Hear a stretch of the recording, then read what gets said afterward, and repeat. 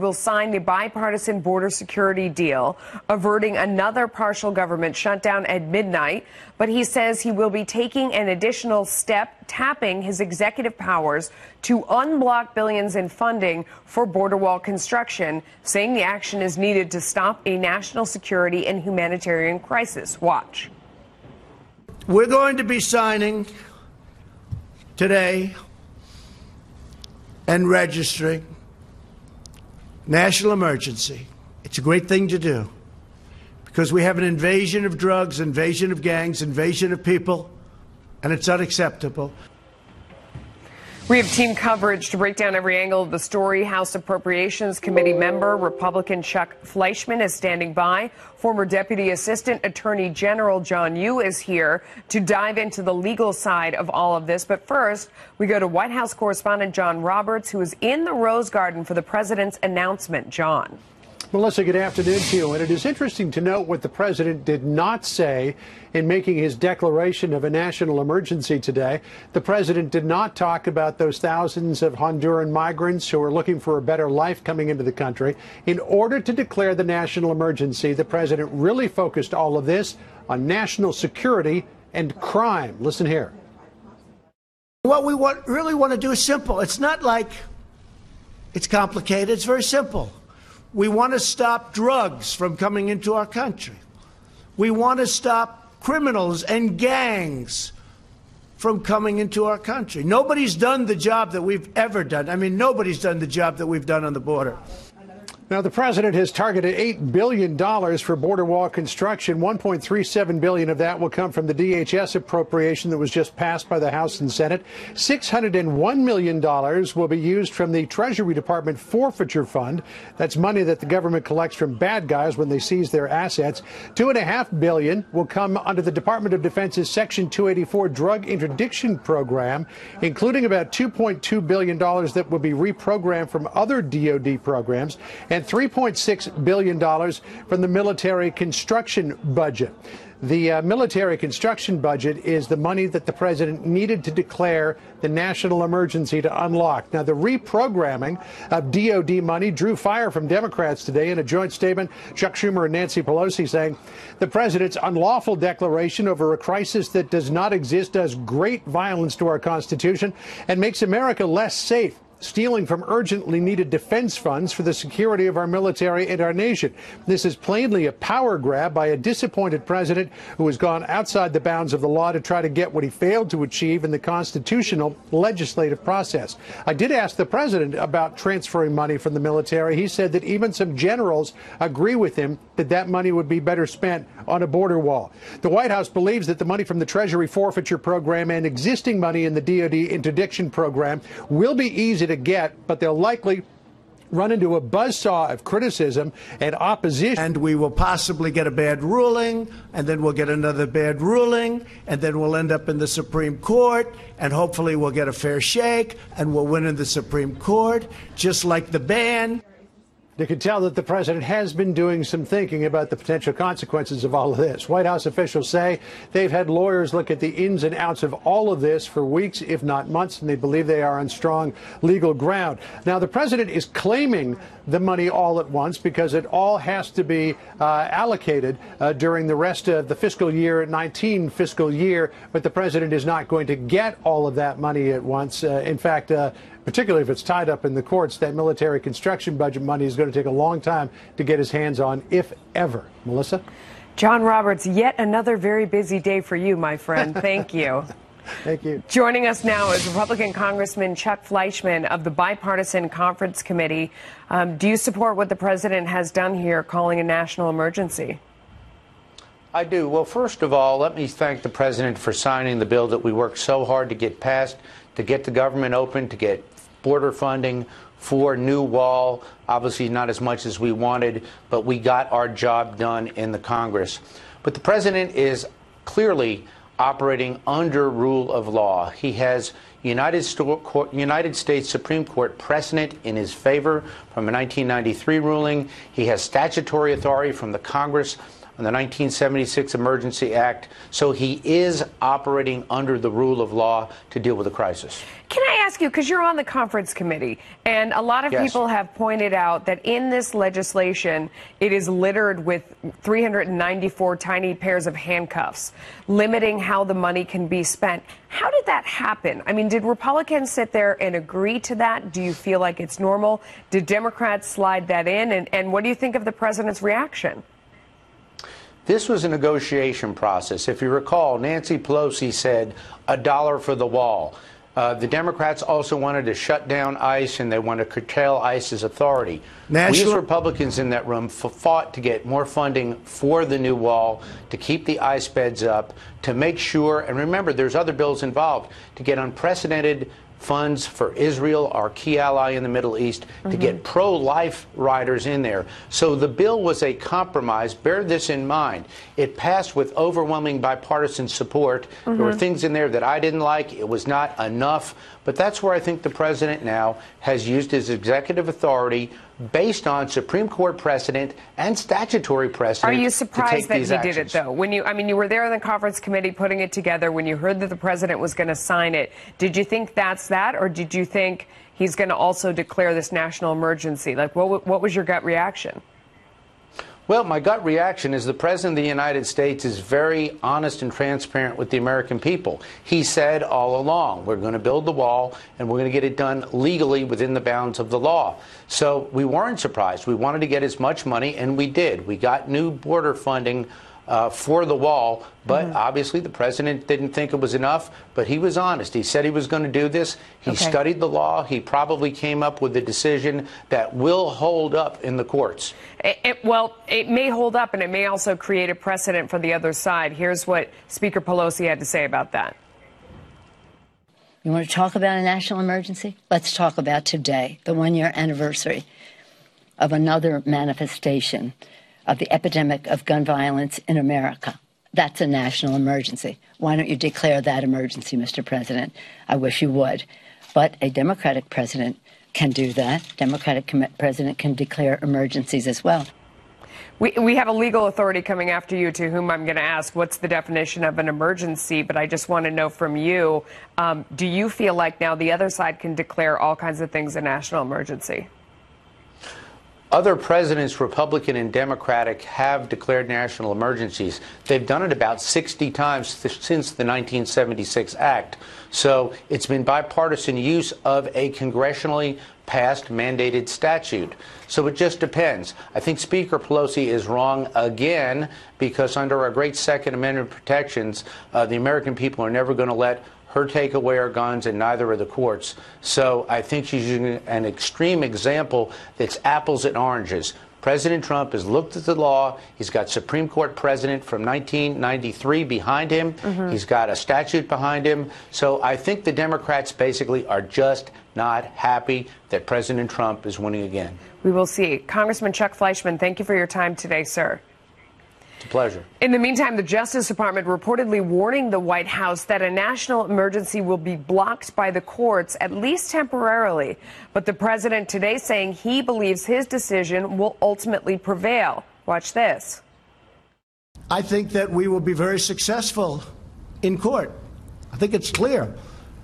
And the people that say we create precedent, well, what do you have, 56 or a lot of times? Well, that's creating precedent. And many of those are far less important than having a border. You don't have a border, you don't have a country. Let's bring in John Yoo. He is former Justice Department prosecutor. So I have heard from so many people, this is obviously not an emergency. It is a national emergency. Is there a definition somewhere of what qualifies as a national emergency? Melissa, it's a great question. It's the fundamental question. And it's easily answered, because this is not the president grabbing power like in the Korean War on his own constitutional authority to run the nation's steel mills. Instead, this is a case where Congress in 1976, as the congressman just mentioned on the last clip, recognized the president's power to declare national emergency. And then, here's the crucial part, did not define what a national emergency was. Instead, it left that up to the president. And so ever since that act, presidents have declared many national emergencies, sometimes not involving circumstances even close to this one. For example, President Obama declared a national emergency for the great swine flu epidemic of 2009. I don't know if you had the swine flu. I didn't get the swine flu. I don't think anyone got the swine flu that year. President Reagan declared a national emergency just because an export regulation was not renewed by Congress. So I think the past, and let me just say, no court has ever overturned or second-guessed a president's decision to declare a national emergency. So does it make a difference that some have been saying that he's using it to reappropriate funds? That's what the problem with this one is. Not that he doesn't have the right to declare an emergency, but he doesn't have the power of the purse according to the Constitution. Melissa, first of all, that is right. The Constitution gives the power of the purse to the Congress. It is the ultimate check on presidential power. However, again, here, the president isn't claiming he has the right to do this under the Constitution. Instead, after these other laws, the National Emergency Act and so on, Congress passed several bills many years ago that say once a national emergency is declared, the president's allowed to reallocate funds between different pots of money. All he has to show is that the new funds are used to build facilities that support the troops. Well, we have troops along the border. If the president can say the fence or a border is supporting those troops, making them safer, means we need to have less troops at the border. Again, Congress gave him the power. He's using it. And again, no court has ever struck down a president's use of these reallocation authorities. So is that the argument you would use in court, and what do you predict will happen as it goes through? I mean, you heard the president's prediction that it'll go to the Ninth Circuit, that he'll be enjoined for a while and stop from doing this as it makes its way to the Supreme Court, and then he thinks he would prevail there. What argument would you make, and what do you think will happen? I have to say, I was surprised that President Trump hasn't gone to law school, but he seems to be getting a better and better understanding of our legal system because he's getting sued all the time. That is exactly what's going to happen. It's almost like court roulette. The plaintiffs who are going to challenge this bill, this declaration, are going to spin the roulette wheel and try their luck out here in California, where I am right now, where a number of the most anti-Trump decisions have come from. And again, he also mentioned that just like the case involving the Muslim travel ban. The case went up through the courts, and eventually the Supreme Court accelerated hearing the case and eventually ruled in President Trump's favor. I think the same thing will happen here. There will be some lower court, some lower court judge somewhere in the country who will try to stop this declaration. I don't want to run out of time before pointing out that there's another thing that the president has said a lot in the past, and it's, talking about President Obama's overuse of executive action. Let's listen. I'll get your reaction. And he doesn't deal with people, and he's a bad leader, and he can't get people into the room and, twist their wrists, as the expression goes, and get them to make a deal. And now he has to use executive action.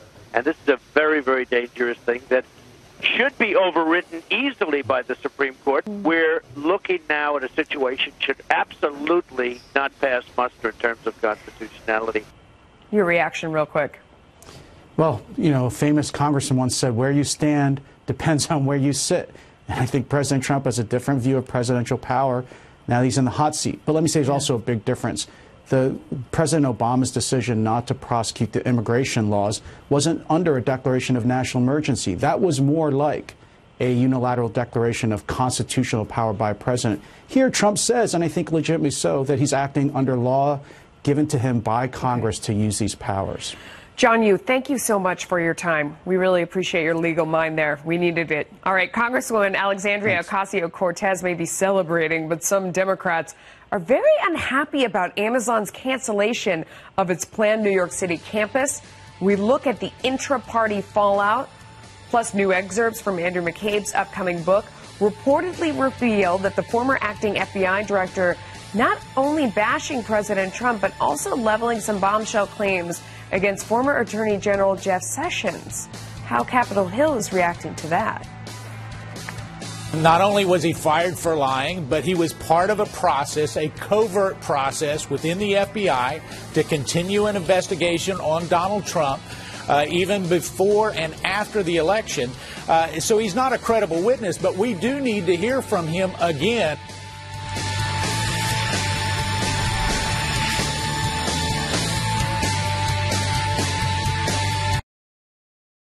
as two people were stranded on top of it.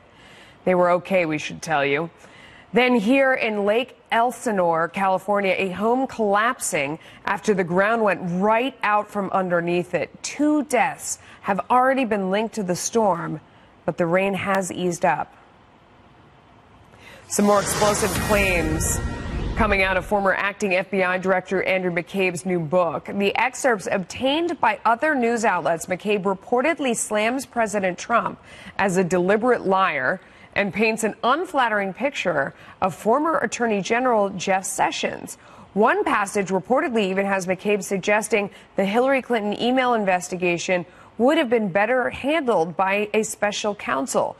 Chief Intelligence Correspondent Catherine Herridge has the latest from Washington. Catherine.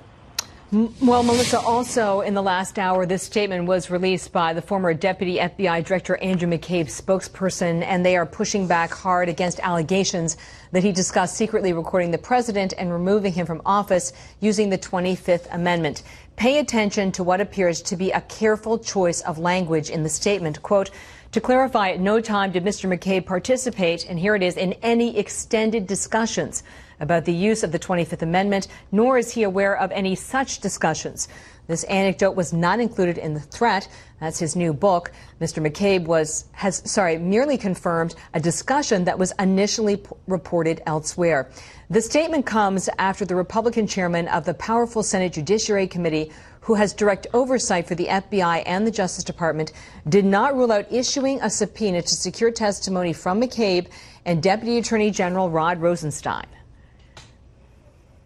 I mean, you're having a conversation about whether or not you're going to invoke the 25th Amendment. So I would imagine if the shoe were on the other foot, my Democratic colleagues would want to know about that conversation if it involved a Democrat. But in congressional testimony last fall behind closed door, the FBI's former general counsel James Baker, you see there, testified over a 2-day period that both McCabe and FBI lawyer Lisa Page related to him their conversations with Rosenstein about the 25th Amendment and recording the president. Baker said both Page and McCabe considered it a serious matter and not a joke or sarcastic. The new book is also raising questions about McCabe's motivations. It's worth looking at the timeline as well, Melissa. You'll recall we reported yesterday that shortly after the FBI director was fired on May 9th in 2017, McCabe described a meeting with the president and that he was deeply concerned the president may have been acting as an agent for the Russian government. But then within a week, McCabe, based on our reporting, was interviewing to become the next FBI director, who, of course, would have served directly under President Trump. Melissa. Interesting. Catherine Herridge, thank you for all those details. You're welcome. Fantastic as always. We appreciate it. For more on this, let's bring in Robert Ray. He's former Whitewater Independent Counsel and former federal prosecutor. Let's start with the idea of what are the implications? I mean, and could that tell us why maybe you see McCabe walking back these statements right now? If they were sitting in a room and they're talking about how they would wear a wire and you know, seriously invoking the 25th Amendment and trying to get part of the cabinet to come in and basically say that the president, you know, could no longer serve in his capacity. Well, let's start with the implication as far as the president is concerned, is that this is confirmation, if it's so, of the existence of a deep state at the FBI and the Department of Justice. And, you know, my reaction to all of this is not that I needed to believe Andy McCabe on the point, but that the fact is that the Justice Department is in more trouble than we ever imagined. Let me play the devil's advocate on that and flip it over the other way. What would they have needed to see, or what would we need to see now from the Mueller probe in order to justify them feeling that way, that he was in league with Russia and that he was a threat to democracy and it was up to them to go and try and find a way to get him out of office? Would you need to see from the Mueller probe, you know, some sort of communication back and forth that proves that he was a puppet of Russia? What would that team need to bring to the fore now to justify what they may have done there? Well, it wasn't their place. I mean, first of all, who the heck is Andy McCabe? He's not elected to anything. He's not a presidential appointment with the advice and consent of the Senate. He is the person who was loyal to Jim Comey, and he professes then, after the firing of Comey, to expand an existing investigation of the president with regard to the potential of obstruction of justice, which the now new Attorney General has said has no basis, and said so during his confirmation hearing. So, you know, I read his book, and I even reject the premise of the title, How the FBI Protects America in the Age of Terror and Trump. I mean, he's making it sound like he, Andy McCabe, is responsible on behalf of the FBI to have the FBI protect America against Trump. You know, that's not his job. He's not elected to anything. He's not a presidential appointment. He has no business doing this. And the second thing, I mean, there's so many problems with this. Yeah. First of all, with regard to Andy McCabe, with regard to his the fact that his wife ran for office and was supported by Terry McAuliffe, who was close to the Clintons, there were a lot of people at the time who really strongly believed that Andy McCabe, as head of that investigation, as the deputy director, should have recused himself. That's the first thing. And the second thing, I think, apparently from the book, it seems that Rod Rosenstein was also of the belief that in connection with the now Russia investigation, Andy McCabe should have recused himself from that as well, at least at the point at which he was attempting to expand it to include possible obstruction of justice against the president. So on so many levels, there are major process problems with regard to Andy McCabe's conduct. And if all that is granted as true, and you look at the other side and they say, but still there was a room full of people that were so concerned that this president was in league with Russia, they were willing to do things they shouldn't have been doing in order to get rid of him. What evidence would we need to see at this point? Because they say, wait for the Mueller probe before we decide. What would they need to unearth to justify this sort of panic? Well, on the side of the FBI. In halting fashion, over a period of 8 days, it looks like the right decision was arrived at, which was that Deputy Attorney General Rod Rosenstein, because of the recusal of the then Attorney General Jeff Sessions, called for the appointment and appointed a special counsel. You're not answering my question. Is there anything they could come up with? You know, would it be a conversation They're not back in the and business forth? of coming up with anything. Their job is to do their job. The prerogative of deciding whether the president is removed from office is an impeachment function, or in the alternative, the 25th Amendment is invoked, and it's invoked by members of the cabinet. Since when is Andy McCabe a member of the cabinet? He's not a member of the cabinet. He's not the FBI director. He's the acting FBI director. He's not the attorney general, right? And he's not a member of any other part of the cabinet. So it's not for him to be making that judgment. Robert Ray, thank you for your time. I appreciate it. Thank you. The strike is over in Denver. Teachers heading back to the classroom yesterday after their union reached a tentative deal raising their pay. Students giving the teachers hugs and high fives upon their return. The deal now awaits ramification by the union membership. Can you scroll up? President Trump declares a national emergency at the southern border. Was it the right call to make? And how will voters react? The Power Panel weighs in. Plus, Congresswoman Alexandria Ocasio-Cortez catching heat from her own party after applauding Amazon's about-face on plans to set up shop in New York City. We'll dig into that.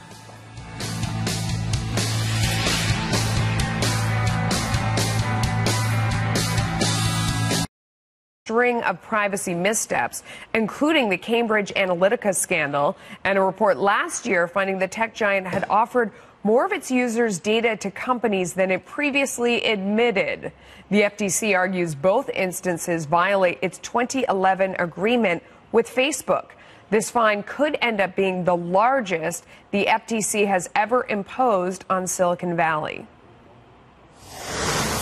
Progressive Congresswoman Alexandria Ocasio-Cortez celebrating Amazon's decision to pull the plug on its plan to build a second headquarters in New York City. But New York Governor Andrew Cuomo and New York City Mayor Bill de Blasio are not happy.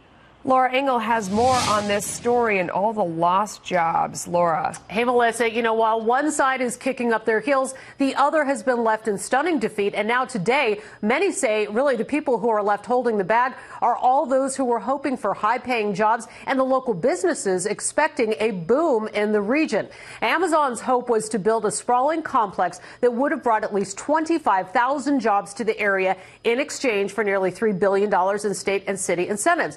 Democrats Democratic New York Congresswoman Alexandria Ocasio-Cortez took to Twitter after strongly advocating against Amazon's plans to drop anchor in Queens, tweeting yesterday, "Anything is possible. Today was the day a group of dedicated everyday New Yorkers and their neighbors defeated Amazon's corporate greed, its worker exploitation, and the power of the richest man in the world." Now, some New York lawmakers were criticized for providing subsidies to such a large corporation, and some locals went to war, saying they wanted the city and state to spend the $3 billion offered to Amazon in incentives on improving low-income neighborhoods in the area. All New Yorkers were asking was for this company to respect our values, and they turned tail and said no. They couldn't even consider operating in a way that would have made them welcome here in New York. At this point, many are calling this a serious blow to New York's Governor Andrew Cuomo and Mayor Bill de Blasio, who lobbied intensely to land the campus within city limits. One Republican New York lawmaker I spoke with today says this all could have been saved if the two were better negotiators. The governor and the mayor are to blame for coming up with such a bad deal, but the leftists and the anti-capitalists of the city council and Rep. Ocasio-Cortez are to blame for killing this deal. I mean, I think we could have achieved something better on behalf of the taxpayers. We could have brought the 25,000 jobs here. The real estate market also feeling the sting. Apartment complex owners and brokers have been leasing and selling like crazy over the last few months in anticipation of this deal. Now, one owner saying that he invested over $1 million into his facility only for Amazon to, Melissa, stand him up on Valentine's Day and leave him with nothing but the bill and a broken heart. Back to you. Well, that's true. Laura, thank you. Thanks. Another Fox News alert, and back to our top story. The president declaring a national emergency to divert billions of dollars in funding for border wall construction. But a new Fox News poll finds 56% of registered voters oppose the president going around Congress to build the wall. Let's bring in our power panel. Matt Schlapp, chairman of the American Conservative Union, and Jason Nichols, University of Maryland professor. Thanks to both of you for joining us. Matt, Democrats are already saying that the president is throwing a fit, that he's having a tantrum. What do you say? Yeah, I think the most amazing thing that I hear from Democrats is they're saying there's nothing to see here. There's no problem at the border. Of course, when 2 children died at the border, they were the ones saying we have an emergency at the border. When children were being separated from adults and they said they were being caged, they said there was an emergency at the border. Let's face it, we have a broken immigration system. We have a porous border. And the more illegal immigration is allowed to go unfettered, I think it challenges the political standing of legal immigration. Republicans like myself who are for a good, vigorous legal immigration system, I worry that the perception that we have no control over the system will undermine its support. Okay, Jason, you want to respond to that? Yes, I would say that there is a crisis at the border, but it was created by this administration. That's the issue. You know, the family separation that you pointed to, some of the actions of CBP that, you know, I think could be better and could be improved. Instead, you know, he creates a crisis. We know that this is not going to stop the flow of drugs, not going to stop the flow of human trafficking. It's already been proven that drug traffickers will fly drones over a barrier and they will dig tunnels under them. So this is actually, you know, another pointless action where he is taking money away from military housing and many other places where it could go and declaring an emergency like a tyrant. Well, you know, all he's doing in terms of whether it's separating families or what he's doing with the asylees, he's following the law, something Obama decided to not do. And actually, presidents don't have the willy-nilly discretion to say, I'll follow these laws, not follow other laws. The other criticism leveled by some on the conservative side as well, including that Fox poll, which I don't think is really worded correctly, he's not going around Congress. Congress actually gave him this authority. He's using the authority in statute, as your previous guest said, as other guests have said throughout the day on different shows. This is something that a process that was established back in the 1970s. It's been used by Obama. It's been used by George Bush 43 over and over again. You never opposed Obama. Not to reappropriate money, though. I mean, that's really what it's about. No, okay, that's not true. No, let me. The reason for the emergency is to get at that last $3.5 billion. That is the trigger that allows him to use that money. Now he has to. There's parameters on how you can spend that money for each of these pockets of money. There are parameters, but all of this is legal. None of this is extra constitutional. Go ahead. Nah, that's absolutely untrue. Number one, we know that Congress holds the purse strings. That's the way this works. This is our separation of powers.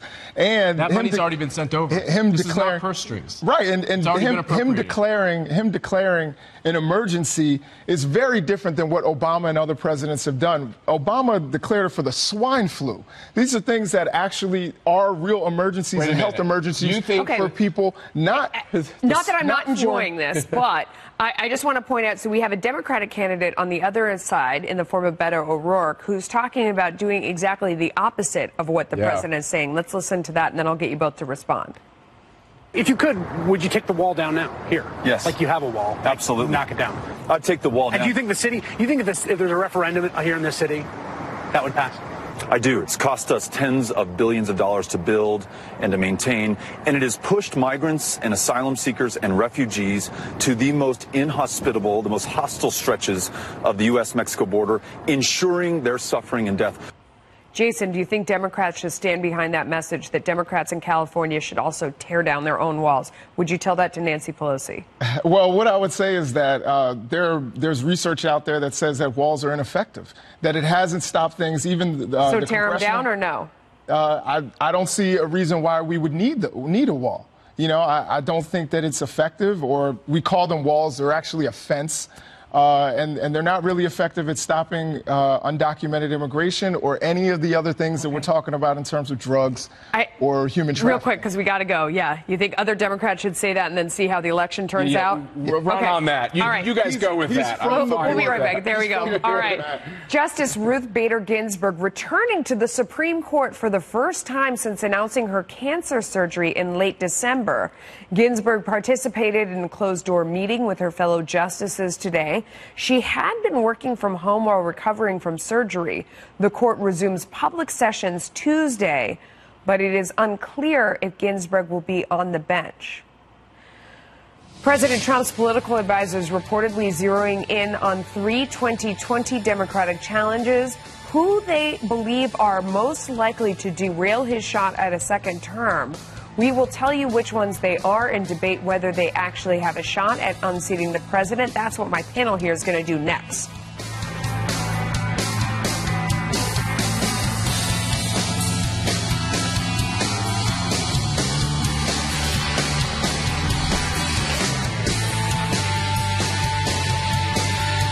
On 3 candidates they see as the biggest threats. According to Politico, they have already begun compiling opposition research on Senators Kamala Harris, Elizabeth Warren, and Cory Booker. This, as we learned, former Vice President Joe Biden is almost certainly throwing his hat in the ring. Let's bring in New Hampshire political reporter Paul Steinhauser. Sir, thank you so much for joining us. So what's your opinion here? I mean, you watch all of the early doings and you watch how the voters react to these various candidates.